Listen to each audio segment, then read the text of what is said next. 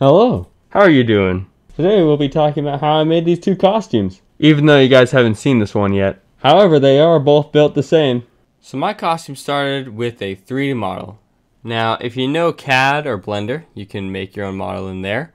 Or you can use Fangs or Sketchfab and try to find a free model online that you can then download and size up to your head and get that thing in the printer.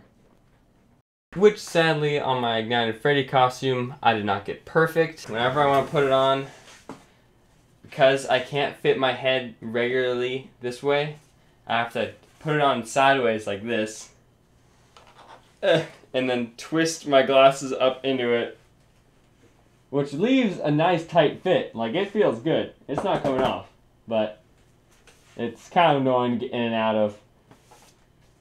of. Like that. However, with my lefty costume, got it the distance correct, and I added magnets here so that the jaw can separate and then it'll snap back together. I see through the mouth on this one, so that it makes the character taller and more intimidating.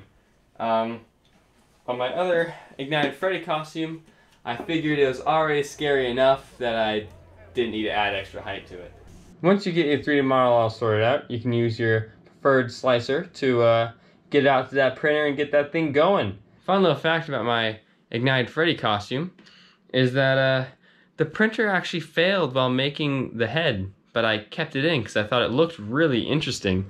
One of the supports fell over and it wasn't able to do this side properly, but I figured it looked really cool. Some little projects that kind of went wrong with my Ignited Freddy costume. I was planning on having a jaw powered by some Lego Mindstorms that would be able to open and close with a little button on my wrist.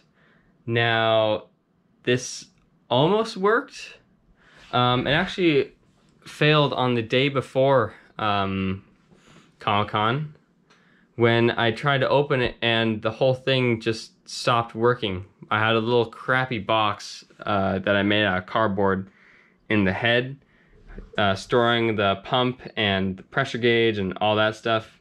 That just failed, so I didn't get to use that. But the costume was a lot more comfortable without the jaw, because I didn't have my face pushing on this plastic plate. Another little note to get this interesting color that Ignited Freddy has. I used this regular brown fabric along with a lighter tan color, and I spray painted it to get this burnt look that I think it looks really nice. Especially on these seams here, I used a lot more paint to try to bring them out a little bit more. Another thing I'm getting questions about is, are those sound effects in the video fake, or was that actually for my costume? And it was for my costume. As you can see in my costume bin for Ignited Freddy, here are the cutouts I used for my feet with my van tracing on it.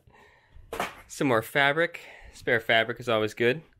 And here are the buttons that were programmed into a Raspberry Pi. I know it's a little chaotic right now, but if you stretch them out, you can see there they are. They were plugged in with these little connectors, and I had one button on my thumb and the other one on my pointer finger. And in the chest piece, gotta dig through all the stuff. There's the cutout for the speaker.